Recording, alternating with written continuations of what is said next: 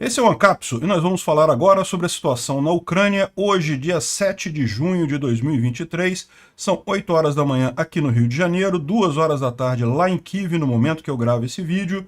E, lógico, continuam hoje as especulações sobre o rompimento da barragem e a avaliação das consequências desse rompimento. A gente tem informação que as estimativas originais que foram colocadas estavam erradas. Imaginava-se que em 4 horas teria o pico do fluxo ali, mas a água ainda está subindo neste momento. Os técnicos agora dizem que ela vai subir por 4 dias, então até depois de amanhã ainda vai estar subindo a água ali na região de Kherson. Só então ela vai começar a cair e a expectativa de normalização dela é em 12 a 15 dias. Então vai levar um tempo muito maior para essa água toda normalizar, vamos dizer assim, né? E com isso a tragédia só aumenta, né? Um monte de gente estava presa em casa ontem, do lado ucraniano várias equipes de resgate tentando tirar as pessoas. Do lado russo, os russos simplesmente abandonaram as pessoas, né? É realmente muito triste isso daí. A gente vai ver até o esforço dos ucranianos de tentar ajudar as pessoas do lado russo. É lógico, não podem resgatar elas lá, mas pelo menos mandar água com drone, esse tipo de coisa, eles têm feito, né? A tragédia é enorme, tem mais um monte de imagens da tragédia causada pelos russos aqui, mas é lógico, os russos acionaram a máquina de propaganda deles em 2 sentidos para tentar acabar com isso daí, né? O Tucker Carlson ontem fez um vídeo vergonhoso, totalmente pró-Rússia, com razões sem nenhum sentido para dizer que quem explodiu a represa foram os ucranianos. Realmente lamentável a posição dele. E também saiu ontem em vários jornais, inclusive aqui no Brasil, na Folha de São Paulo e no Globo, mas a reportagem original saiu no New York Times, uma reportagem sobre símbolos nazistas usados pelos ucranianos. Mais uma forma dos russos dispersarem a informação aqui, desinformação certamente. Vamos falar sobre tudo isso aqui ao longo do vídeo, né? Temos boas novidades em torno de Bakhmut. Os ucranianos continuam avançando ali em Berivka, já estão atacando em Paraskovivka, ou seja, a situação em Bakhmut está ficando mais complicada para os russos aqui. Em Belgorod, aqui em Shebekino, continuam os rebeldes agindo ali na região e tem um grande incêndio ali, fruto de bombardeio naquela região ali de Shebekino, né? Como vocês podem ver também, várias explosões aqui na retaguarda russa, justamente os ucranianos dando uma limpa para preparação para a contraofensiva. Vamos falar sobre esses e outros assuntos em detalhes. Essas notícias foram sugeridas por Carreta Furacão, Liberal Forever e várias outras pessoas. Obrigado a todos que sugeriram as notícias e obrigado a você que está assistindo o nosso vídeo. Se você gosta do nosso conteúdo, por favor, deixe o seu like, se inscreva aqui no canal, né? Pois bem, vamos começar falando um outro assunto que é a nossa vaquinha. Olha só, já estamos em 50% do segundo carro, hein? Já atingimos a nossa meta, já mandei os $5.000 lá para o Alex Silva e ele já está providenciando o carro lá, já me mostrou uns carros, eu não vou mostrar para vocês ainda, porque ele ainda não fechou negócio. Quando ele fechar negócio lá, que o carro já for garantido, que vai estar na nossa mão, eu mostro para vocês o carro comprado lá, e a gente ainda vai aplicar uma película nele, para botar a bandeira do Brasil, botar o nome Ancapso lá. Então, não deixem de contribuir para o segundo carro, que aí até o final de junho a gente pretende comprar um segundo carro, chegar a 200% aqui na nossa vaquinha. Se você quer ajudar, se você já ajudou na vaquinha, muito obrigado, agradeço a todo mundo que ajudou. E se você quer ajudar, o link está na descrição desse vídeo, e também tem um link de um vídeo em que eu explico como comprar Bitcoin, porque essa vaquinha aqui ela é em Bitcoin, né? Tá aqui, a gente precisa chegar, o nosso objetivo era 18 milhões de sats, já estamos em 28 milhões de sats, mas a gente precisa chegar a 36 milhões de sats para fazer os 2 carros aqui. Então não deixem de ver, os links estão na descrição. Bom, com relação à situação lá em Kherson, né, onde foi explodida a represa, a água continua subindo, ou seja, vários distritos de Kherson estão ainda debaixo d'água e a água ainda está subindo, né? Ainda está subindo, e as pessoas estão tentando salvar pertences e animais de estimação. Muita gente ainda presa nos prédios, né, que não consegue sair porque está tudo alagado. Os ucranianos estão fazendo um esforço grande aí para resgatar essas pessoas, né? O centro da cidade, a parte mais central de Kherson, não tem problema porque ela é mais alta, né? A gente mostrou aqui, essa parte aqui, ela é mais alta, então não tem problema. O lugar onde está alagando é justamente essa parte aqui, esse lado de cá, essa parte toda aqui que é mais baixa, fica num nível mais baixo. Antonívica está totalmente isolada, infelizmente também é numa região mais baixa aqui, Antonívica. Então, enfim, os esforços lá estão muito grandes, né? Aqui mostra as vias alagadas ali na região, tá vendo? Isso daqui é justamente na margem esquerda do rio de Dnipro, ali na região de Oleshk, né? Dá para ver que tá difícil de passar ali. E lembra, a água ainda está subindo. Neste momento, a água ainda está subindo ali. Dá para ver que a situação lá do lado dos russos está mais complicada ainda, né? O que é esperado, como a gente falou, essa área aqui, a margem esquerda do Dnipro, ela é mais baixa que a margem direita do Dnipro, né? Então, a margem que estão os ucranianos aqui, ela está sofrendo consequências também, mas não tão grandes, né? E os russos também, o grande problema nessa história é justamente que os russos não fazem nenhum esforço para salvar nada, né? O Zoo de Nova Kakhovka, que na verdade fica na cidade de Dibrova, ali do lado de Nova Kakhovka. Eu digo isso por quê? Porque os russos já lançaram uma nota dizendo que é falsa a informação sobre o zoológico de Nova Kakhovka, porque não tem zoológico de Nova Kakhovka. Tem sim, é o zoológico de Dibrova, é uma cidade do lado, uma cidade junta com Nova Kakhovka, né? É que como a gente está longe de lá, a gente fala Nova Kakhovka, que é a cidade mais conhecida ali da região. Mas o zoo existe sim, né? E a informação procede que apenas patos e cisnes conseguiram sobreviver, os demais animais acabaram sendo pegos no alagamento, não tinham como fugir, acabaram afogados, né? E uma das pessoas que falou lá disse que tentaram o máximo para manter o zoo funcionando durante a ocupação, né? Imagina a dor de cabeça, porque né, não tinha receita, não tinha nada ali. Tentaram manter os animais alimentados, o zoo funcionando, e, no entanto, agora acabou tudo, né? Realmente é um absurdo isso daí. E aqui uma imagem do outro lado do problema, né? Rio acima, onde tem aquele grande reservatório, começa a faltar água e os peixes começam a morrer na região, né? Vai ser realmente uma coisa bastante complicada, até isso se normalizar, vai ser uma situação terrível ali, né? Essa região aqui, a cidade de Mariinsk, fica mais para cima ali, rio acima aqui, em algum lugar desse reservatório aqui que já está começando a secar, né? Deve ser bem para cima do reservatório aqui, porque é onde começa a faltar água, né? Bom, e aqui um caso de uma criança que está presa no teto da casa dela. Isso daqui é na parte de baixo ali, em Oleshk, né? Justamente nessa parte aqui que está ocupada pelos russos, e os russos não fizeram a evacuação dos civis, deixaram os civis para lá. E agora o que está acontecendo? Os ucranianos conseguem ver com drone, né, as pessoas que estão lá e coisa e tal, então, mas não podem ajudar, não tem como tirar a pessoa de lá, né? Porque se chegar com um barco ali, vai acabar sendo metralhado pelos russos. Então, no mínimo o que eles estão fazendo é justamente mandar água, né? Eles estão colocando aqui, dá para ver o dronezinho aqui, ó. O dronezinho entregando uma garrafinha de água pro garoto.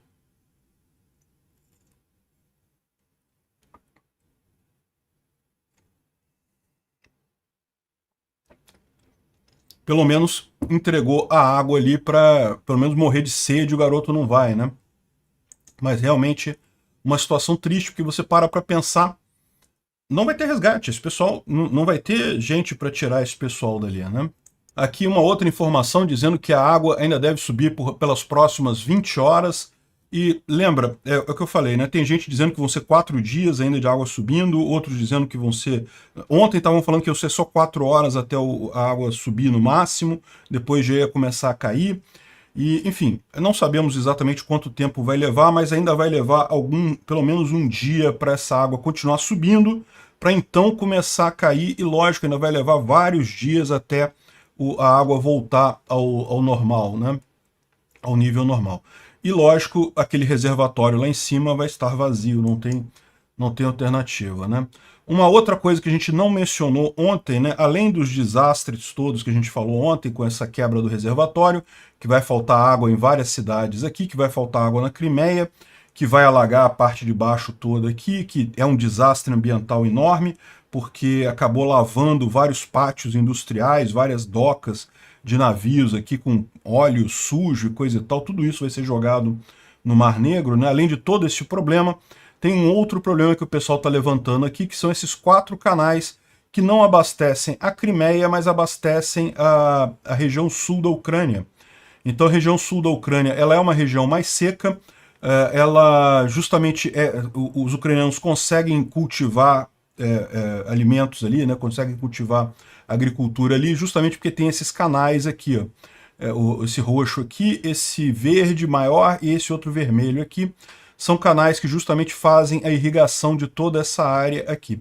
Todos eles dependem, e também tem um menor aqui, laranja, aqui para a parte de cima também, que também vai ser prejudicado, né? Todos eles dependem do reservatório aqui de Nova Kakhovka, e uma vez que esse reservatório está esvaziando, as perspectivas são muito ruins para a agricultura aqui na região, né? E aí entra uma coisa que, mas isso daí é justamente o lado russo está sendo mais prejudicado e coisa e tal. E as pessoas não percebem o óbvio, né? Os russos fizeram isso porque eles querem manter esse lado com eles. Eles sabem que eles estão para perder isso daí. Com a contraofensiva ucraniana, os ucranianos vão retomar essa área toda.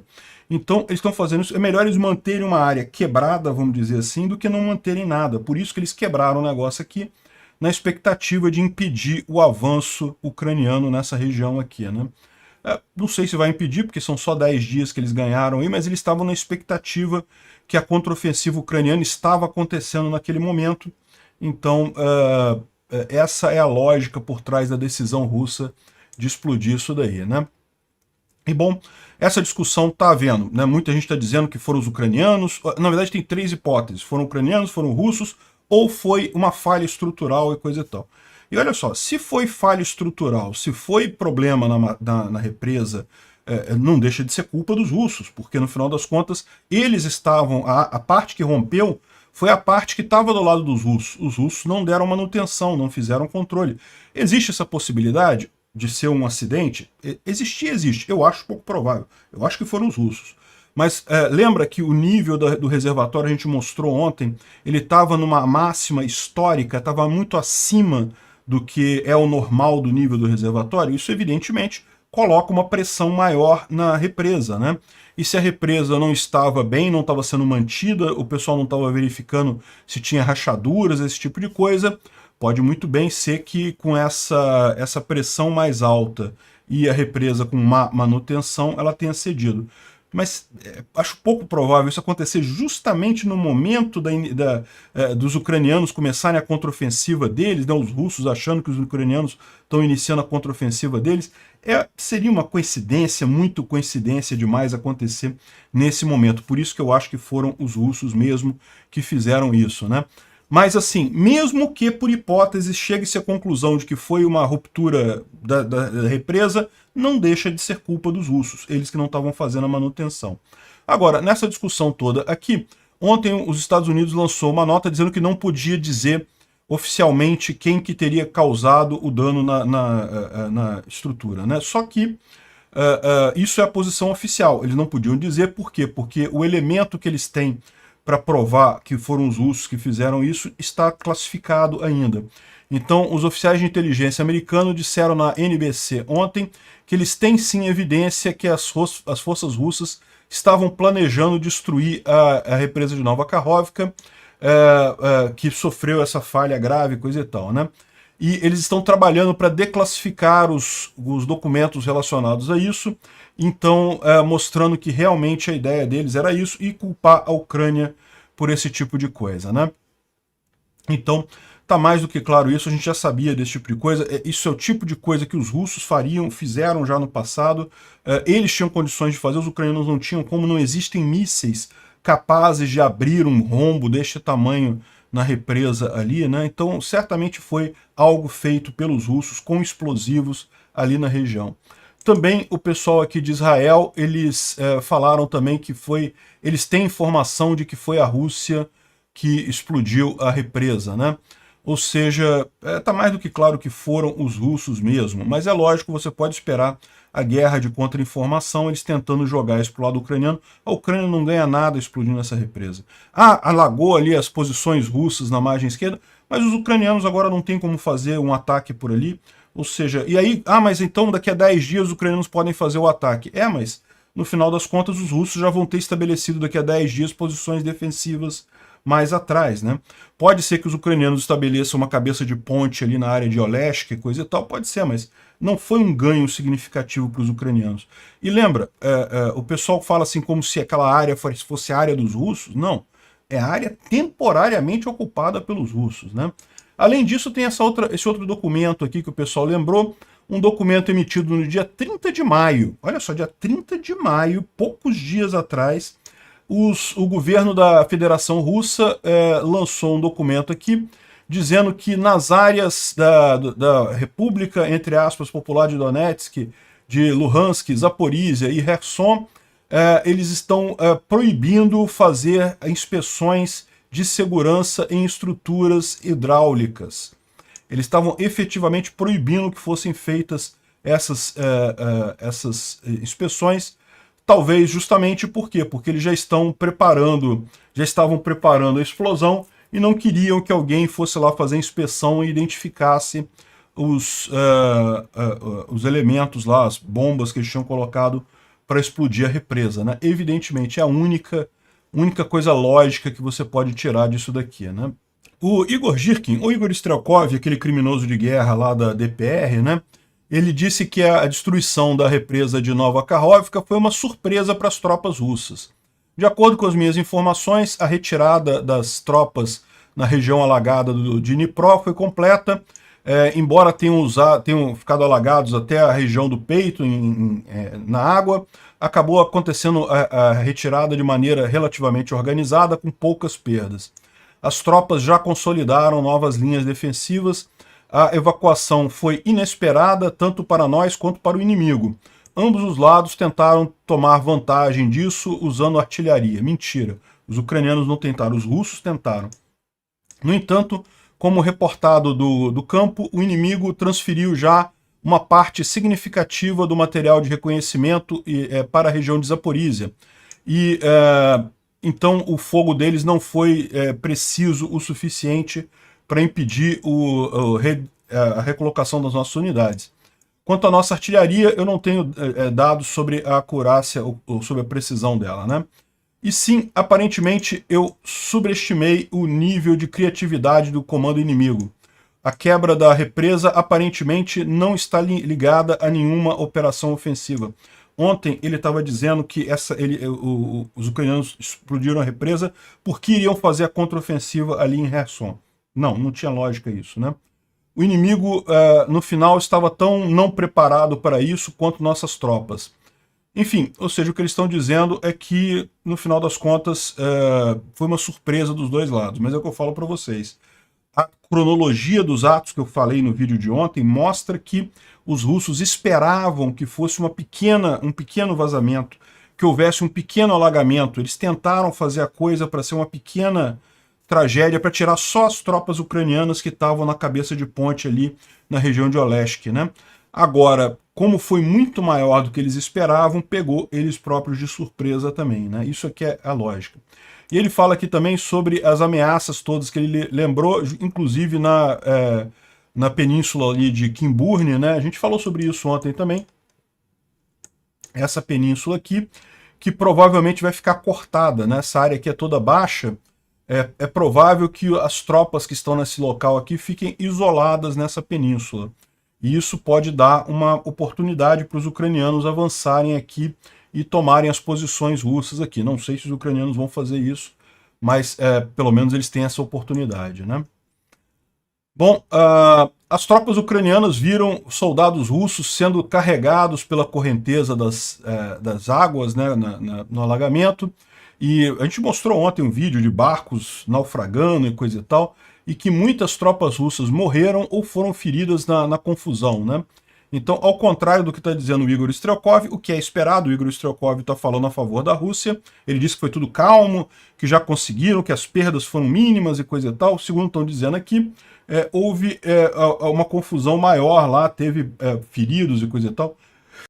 Devem ter perdido muito material, perdido metralhadoras, munição, muita coisa, porque não dá para você fugir com isso no meio do alagamento, né?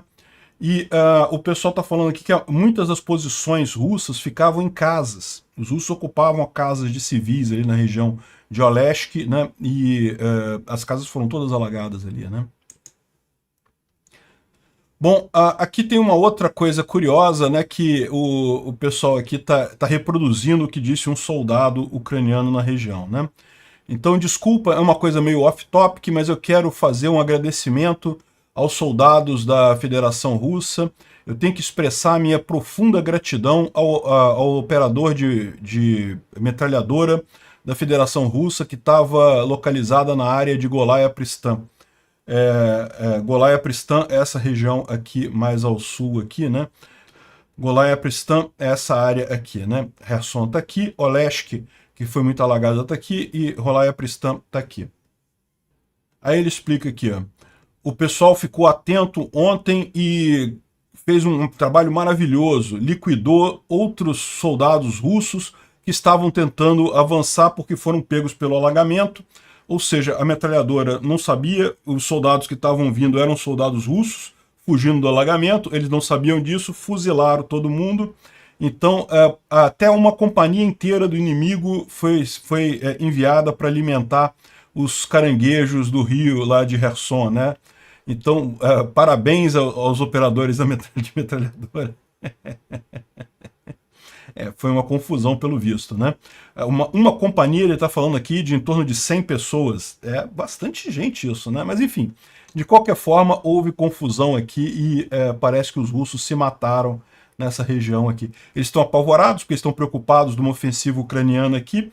O cara viu um monte de gente vindo, né, da linha de frente para trás. Ele está ali com a metralhadora e falou, não, deve ser ucraniano fazendo a contraofensiva. Passou fogo em todo mundo, eram os russos fugindo do alagamento aqui. Bom, uma outra coisa que estão colocando aqui, isso aqui é uma informação que eu não tenho tanta certeza assim, né?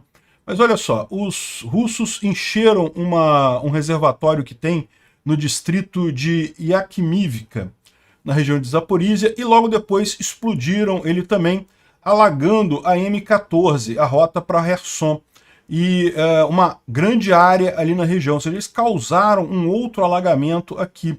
Será que eles estão planejando impedir? Eles acharam que os ucranianos estavam avançando por aqui e queriam fazer uma segunda linha de defesa? Que diabo que eles estavam querendo fazer aqui nessa região, né? Aqui, ó, Yakimivka é aqui, né? Essa região de Yakimivka deve pegar toda essa região aqui, deve ter algum reservatório aqui que eles encheram. Enfim, eu não sei não, tá? Essa colocação aqui tá estranha. De qualquer forma, parece que teve um evento qualquer aqui nessa região de Yakimivka, né? E para quem acha, será que os russos teriam capacidade de explodir uma represa e coisa e tal? Olha só, o Telegram do Grupo Wagner tá falando aqui, ó. Não, bombardeios para hidroelétricas e plantas nucleares são ótimos exemplos de técnica de terra arrasada, né? Se você destrói as usinas hidrelétricas e plantas nucleares no território da Ucrânia, isso vai se tornar um pântano radioativo que que não tem nenhum valor para os ocupantes. E deixa então os europeus e americanos ficarem com isso e os ucranianos sofrerem brincando com uma mistura de Stalker e Fallout, né? Tá falando de videogames aqui, né? Eu tenho certeza que os americanos e os europeus vão rapidamente perder interesse nesse território. Caramba, na cabeça dos russos é impressionante isso, cara. Eles acham que os ucranianos, que não são os ucranianos que querem ir para o lado dos americanos, que são os americanos que querem os ucranianos. Que história é essa? Nunca teve interesse europeu ou americano pela Ucrânia. São os ucranianos que querem ir para o outro lado. E, enfim, ou seja, dá para ver aqui que o pessoal tá achando lindo isso daí, né? Não estão reclamando não, né? Bom, vamos falar um pouco sobre Shebekino. Shebekino é essa região de Belgorod aqui, que continua sendo ocupado pela Legião Liberdade da Rússia. E ontem teve um grande incêndio aqui na região, dá para ver a fumaça aqui. causada pelo pessoal, ainda está uma disputa muito grande ali naquela região, né? Aqui em Mariupol também teve várias explosões aqui na região de Mariupol. Mariupol aqui, teve várias aqui nessa região aqui também, ó, que eles estão mostrando aqui. Mais uma vez aqui a explosão em Mariupol, essa aqui dá para ver da praia, ó. Uma grande coluna de fumaça ali, alguma coisa foi atingida. Também em Melitopol teve explosões notadas na parte norte da cidade, perto de Mirny. Tem aqui a explosão, ó. Mirny é ao norte de Melitopol, e Tokmak também teve fumaça aqui sobre Tokmak. Então são essas explosões aqui. Aqui ele fala também, ó, que Yamkivka teve uma explosão aqui. Talvez tenha a ver com... Aqui, ó. Estão falando aquela mesma informação. Que o pessoal ali, os ocupantes, explodiram uma série de reservatórios ali. A estrada para Kherson, os campos e as plantações aqui estão totalmente alagadas nessa região. Eu imagino que a estrada para Kherson é essa M14 aqui, que passa por aqui. Realmente não sei qual foi o objetivo deles nesse caso aqui, né? Bom, explosões em Tokmak, segundo eles estão dizendo aqui, foram mais de 10 explosões grandes lá, então em partes diferentes da cidade. Então realmente houve um bombardeio muito forte ali naquela região pelos ucranianos. E aqui a gente tem a imagem dos 200 orcs que foram destruídos em Pryutne. Pryutne na região de Zaporizhia. Pryutne fica nessa região aqui mais ou menos. Esse mapa aqui tá estranho, eu já falei para vocês, essa parte aqui é tudo área ainda contestada, aparece como sendo dos ucranianos aqui, mas não é, tá vendo aqui, ó? Pryutne está aqui, mas essa área aqui está na mão dos russos, tá? Esse mapa aqui mostra melhor, ó. Tá vendo aqui? O Pryutne está aqui. A gente está vendo algumas ações ucranianas aqui em Novodonetsk, em Neskushne e também aqui em Novodarivka. E aqui era onde tinha essa base russa grande aqui, que foi atingida com HIMARS, e os russos parece que sofreram um bocado de baixas, né? O pessoal tentando resgatar os coleguinhas mortos lá. Olha que lindo.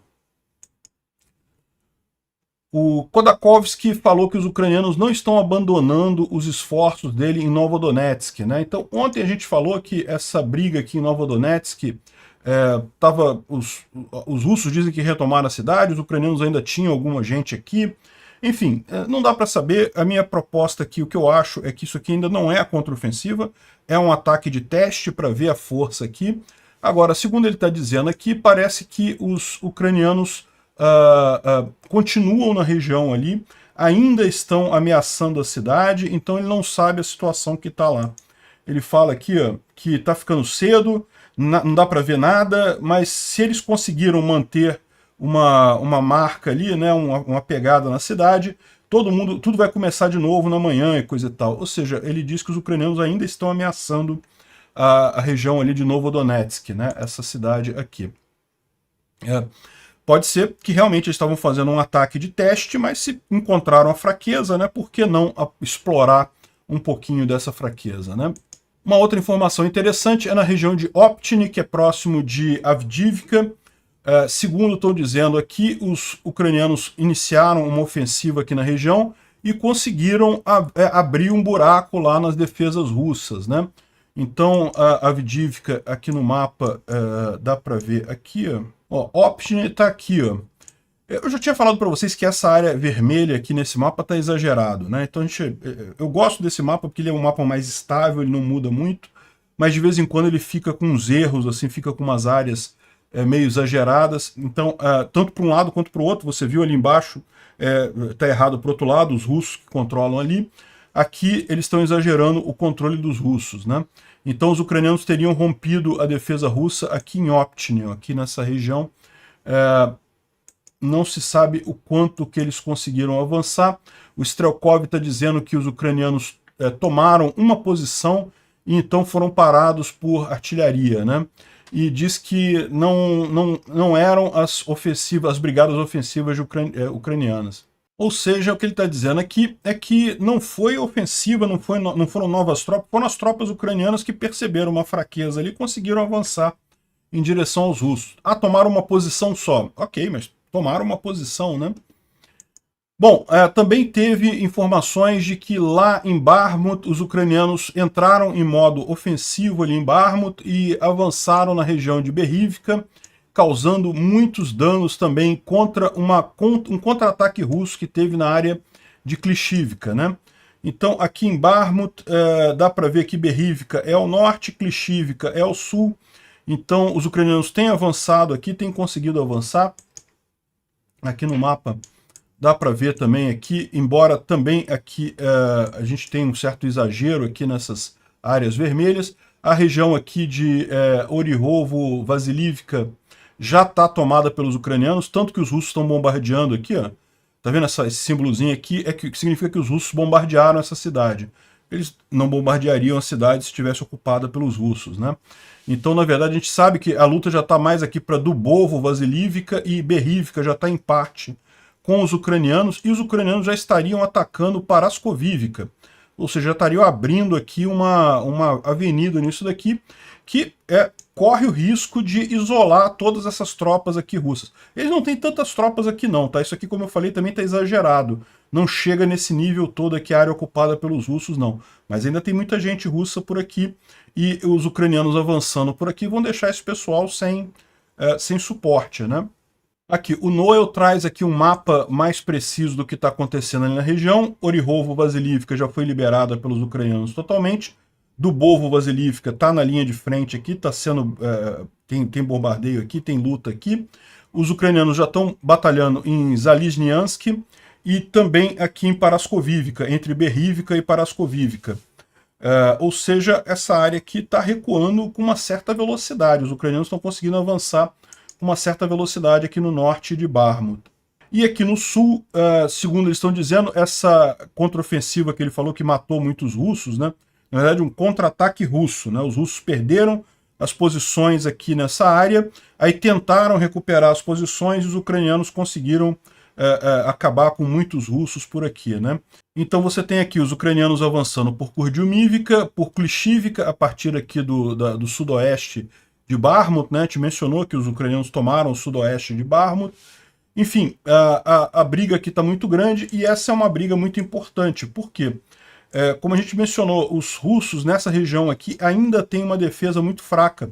Eles até pouco tempo atrás estavam no ataque, ainda não conseguiram construir defesas razoáveis aqui nessa região. Se os ucranianos conseguirem tomar Klishivka e depois tomar essa Odradivka, que é essa outra posição defensiva dos russos, que é nessa estrada aqui, daqui para cá, meu amigo, é aberto. Eles conseguem avançar muito rapidamente e daí para cortar o suprimento para Bakhmut pouco custa, né?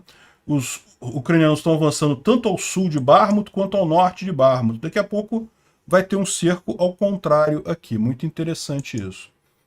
O Instituto para Estudo da Guerra, ele está falando aqui sobre a questão da usina hidrelétrica de Nova Kakhovka, evidentemente, falando sobre o problema. Falam que a Agência Internacional de Energia Atômica diz que não há risco imediato para a planta em Zaporizhia. Veja, não é que não haja risco nenhum, mas pelo menos risco imediato não há, porque a planta está desligada. E também estão falando aqui de que os ucranianos dizem que os russos que que destruíram a represa, e falam que os russos disseram que os ucranianos destruíram a represa. Enfim, não faz sentido isso daqui, né?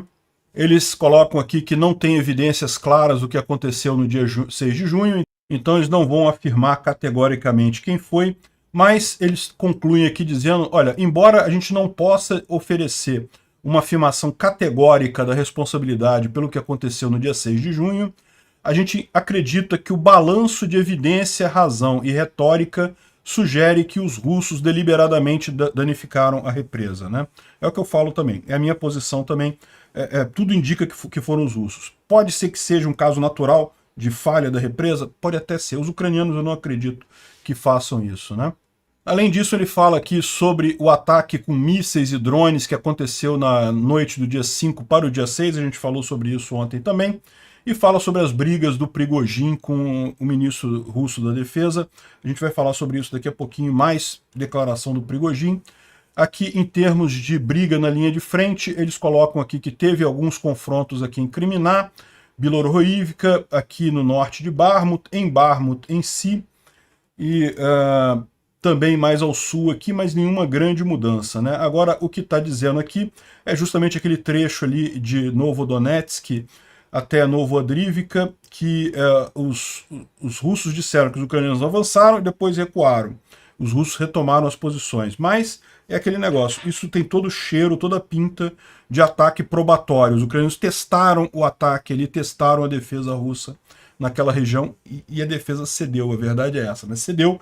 Depois os ucranianos não vão avançar, por quê? Porque eles não estavam preparados para fazer a ofensiva. Aquele era só um ataque mesmo para testar a defesa. Aí saíram. Os russos retomaram a posição porque os ucranianos saíram, né? O Prigozhin fez um discurso aqui de mais de 1 hora reclamando do exército russo, falando um monte de coisa. Ele disse que avisou 2 semanas antes para o ministro da Defesa para defender Belgorod, e de fato, a gente tem que reconhecer. O Prigozhin foi a única pessoa que eu vi levantando a hipótese: os ucranianos podem atacar Belgorod. Eu, sinceramente, não acreditava nessa hipótese. E tudo bem, não foram os ucranianos, foi a Legião Liberdade da Rússia, o Corpo Voluntário Russo, mas vocês sabem, né? Ali isso certamente é um esforço coordenado ali com os ucranianos, né? Então, e o Prigozhin levantou isso, falou: olha só, os ucranianos vão atacar Belgorod, né? E o Ministério da Defesa russo não deu ouvidos, e ele falou aqui que não vamos deixar nossas filhas e irmãos em armas sentarem e passarem vaselina né, ou seja, esperar Belgorod ser capturado, né? O cara realmente tem todo um linguajar de soldado aqui. Mas tem outras coisas aqui também que eles falam que ele criticou o Shoigu, criticou o Gerasimov, e falando que, olha só, lá em Bakhmut, todas as posições foram entregues para o exército russo de maneira correta, tomadas, preparadas e coisa e tal, e que as forças armadas ucranianas já retornaram à região dos jardins em volta de Bakhmut. Ele está falando certamente aqui sobre essas áreas tomadas ao sul aqui, né, e ao norte aqui na região, e que como que eles tomaram essas posições? Porque enquanto Wagner estava lá, apesar do alto nível de perigo, nós cavamos e mantivemos nossa posição, repelindo tentativas de contra-ataque ali. O Ministério da Defesa, infelizmente, tem uma tática diferente. A tática é baseada no princípio de que, se tem uma área bem defendida, então as posições podem ser retiradas de lá e é melhor não ficar uma presença ali, né? E assim que os inimigos, ou seja, no caso os ucranianos, entrarem, o Tetris, que é essa área de edifícios altos aqui, né? Eles estão chamando isso aqui de Tetris. Tudo vai se desenvolver da mesma maneira que foi quando nós atacamos. Ou seja, ele está dizendo que os ucranianos vão desfazer tudo que foi feito pelos russos lá. E se ele mantiver a mesma atitude de agora, isso vai levar 1 mês e meio para reverter tudo que os russos fizeram lá em Bakhmut, né? A tomada de Bakhmut. Seria, sem dúvida alguma, um golpe grande lá para os russos ali, porque tudo que eles têm para reclamar, para dizer de conquista nos últimos 6 meses é Bakhmut, e perder assim rápido vai ser complicado, né? E ele reclama aqui, né, que nós fizemos as mesmas escolas, no mesmo lugar, estudamos os mesmos casos de guerra e coisa e tal. Enfim, está reclamando muito do Shoigu, do pessoal do exército. Ele ficou 1 hora reclamando desse pessoal, né?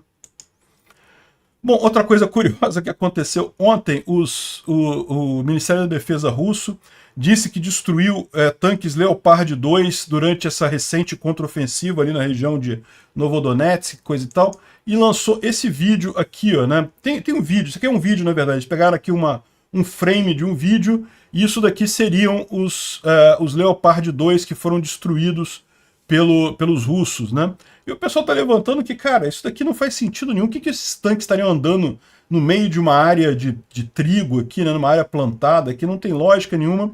E tá na cara, isso aqui é colheitadeira. Os russos atiraram em colheitadeira, disseram que era tanque, coisa e tal, um veículo que eles não conhecem, automaticamente virou um Leopard, né? O pessoal tá brincando aqui que qualquer coisa para os russos é um Leopard 2, né? Qualquer coisa mesmo, colheitadeira, menos o M1 Abrams. O resto tudo é Leopard 2, ônibus escolar. Leopard 2 muito rapidamente vai chegar na mesma situação do HIMARS, com os russos dizendo que destruíram 200% da quantidade de HIMARS que os ucranianos têm, né? Bom, uma boa notícia é que os Estados Unidos estão preparando mais um pacote de ajuda para a Ucrânia, excelente notícia. Também os alemães estão preparando mais um conjunto de Marder para ser enviado para a Ucrânia, devem ser enviados no final de julho, mas excelente, quanto mais melhor isso daí. Ninguém acha que a guerra vai acabar rápido, essa guerra vai por pelo menos mais um ano. A gente espera que com essa contraofensiva a força russa diminua bastante ali na região, mas até tomar a Crimeia, vamos ver, né? Bom, e é lógico, com a questão toda da represa de Nova Kakhovka, os russos tiveram que inventar um monte de golpe de publicidade para tentar esconder a lambança que eles estavam fazendo, né? E aí, o New York Times fez essa matéria aqui, que foi reproduzida por vários jornais no mundo todo, inclusive aqui no Brasil, pela Folha de São Paulo e o Globo, de que símbolos nazistas na linha de frente da Ucrânia gera problemas e coisa e tal, causa incômodos, né? O Globo prontamente foi aqui, olha só, criam saia justa para OTAN e Kiev. E que besteira isso, não tem lógica nenhuma isso daí. Esse tipo de coisa aqui, aí depois você vai ler a reportagem, eles falam, não, na verdade isso aqui, olha só, isso aqui é o símbolo, você reconhece isso como símbolo nazista? Eles estão dizendo que é um símbolo nazista. Sabe o que é? É de uma banda de heavy metal que tem de algum país aí, um desses países lá da Totenkopf. É uma banda de heavy metal britânica que adotou esse símbolo e... mas aí tem uma unidade nazista que usava esse símbolo também. Gente, olha só, eu que eu falo, principalmente o pessoal da direita, eu acho incrível como o pessoal da direita não percebe isso acontecendo, sendo que eles são alvos desse tipo de coisa o tempo todo da esquerda. A esquerda adora pegar um símbolo qualquer e dizer, olha só, é nazismo. Isso é nazismo. Caramba, é um símbolo que é de uma legião qualquer, que alguma coisa da Alemanha usava, não quer dizer que seja um símbolo nazista. Estava sendo usado pela banda de heavy metal, inclusive a banda está usando essa foto do soldado na propaganda do álbum dela. Ou seja, não tem nada a ver com nazismo isso. É justamente o pessoal de esquerda com aquela ideia de que tudo que não é comunismo, tudo que não é esquerda é nazismo, né? Não. Gente, vocês libertários tentaram dizer que a bandeira de Gadsden, que é uma bandeira contra a opressão estatal, era uma bandeira nazista, um símbolo com inclinações nazistas. Ainda tem gente que fala isso. Como que vocês não percebem eles fazendo a mesma coisa com os ucranianos? É o que estão fazendo com os ucranianos, pegando símbolos que têm outros significados muito além do nazismo, mas, não, se você usar, então é nazista, porque né, você está lutando contra os russos, que são a esquerda, que são o comunismo, e você usa qualquer coisa, é nazista isso daí. Então estão fazendo isso daqui e o pessoal compra essa história, tá o pessoal do Globo aqui, ó. E é o que eu falo, aqui no Brasil isso é preocupante pra caramba, porque a imprensa já é pró-Lula. O Lula, lambendo o saco do Putin, imediatamente vai começar a imprensa brasileira toda querer fazer, jogar lama na Ucrânia diretamente. Olha só o lugar onde a gente está se metendo nisso daqui. E o que mais me assusta é ver pessoal da direita, ver pessoal libertário caindo neste papo, o mesmo papo que usam contra libertários, contra a direita. Não tem nada de nazista nisso aqui, não causou nenhuma saia justa, não causou problema nenhum, ninguém está preocupado com isso, todo mundo sabe que isso daqui é besteira, tem um monte de símbolo que você pode interpretar como significando alguma coisa, mas não quer dizer nada na verdade, o significado que o pessoal dá é outro. Aí eles vêm aqui e lembram, olha aqui também, aqui ó, esse aqui eles também dizem que é símbolos nazistas. Você conhece isso aqui como símbolo nazista? Eu não conheço. Mas tem uma unidade dos nazistas que usava esse símbolo também. O Sol Negro é outra coisa. O Sol Negro é usado em várias coisas da mitologia nórdica. Não, mas o Sol Negro foi usado pelos alemães. Então virou um símbolo nazista. Não pode mais usar o Sol Negro. Não, peraí, mas eu não estou usando com sentido nazista. Os nazistas deturparam a imagem da coisa, né? O símbolo era anterior aos nazistas. Aliás, poderia-se dizer isso até da suástica, inclusive, né? Mas enfim, repara como é que eles fazem essa campanha para tentar jogar todo mundo que não é de esquerda para nazista. E os jornalistas vão amarradões, né? Ainda lembram do grupo Azov aqui, coisa e tal. Por que os russos insistiram tanto, compraram tanta matéria na imprensa ocidental falando que o grupo Azov era nazista? Por que eles fizeram isso? Porque lembra, o grupo Azov era um grupo de torcedor de futebol que montou uma milícia e expulsou os russos de Mariupol. Imagina, os russos foram retirados de Mariupol em 2014 por um grupo de torcedores de futebol armados. É lógico que os russos iam ficar chateados com isso. E o que eles fizeram depois? Fizeram uma campanha enorme de 2014 até agora. Você vai achar inúmeras reportagens mais antigas em jornais ocidentais falando não que o grupo Azov é nazista e não sei o que lá, e tem uma imagem do montagem, aquela imagem do pessoal do Azov com a bandeira nazista, é montagem aquilo ali, e tem mais um monte de coisa que eles colocam e falam desse negócio, sendo que no final das contas não tem nada de nazista aquilo ali. É um grupo nacionalista, um grupo anti-Rússia, e como todo esquerdista faz, se é anti-Rússia, se é anti-socialismo, então naturalmente é nazista. Caramba, vocês da direita, vocês veem os esquerdistas fazerem isso com vocês aqui no Brasil. Como que vocês não percebem esse truque óbvio?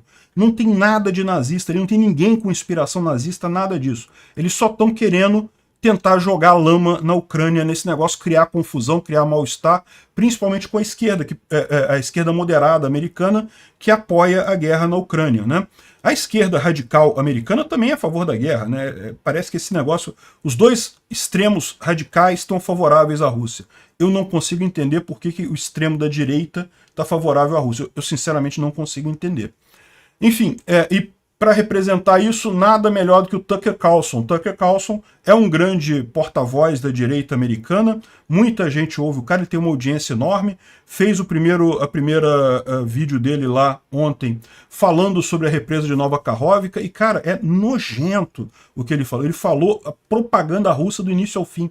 Não porque essa área aqui que foi alagada, ela pertence à Rússia. Por que a Rússia iria querer a própria área alagada?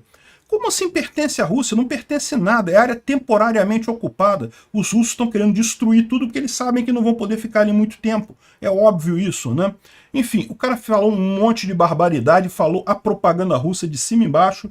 Eu não duvido nada que o Tucker Carlson seja realmente um agente russo. Olha, eu vou falar um negócio para vocês. Eu sempre achei que era uma besteira esse papo que acusava um Trump de ser agente russo e coisa e tal. Sempre achei que esse troço era lorota, não tinha lógica nenhuma isso.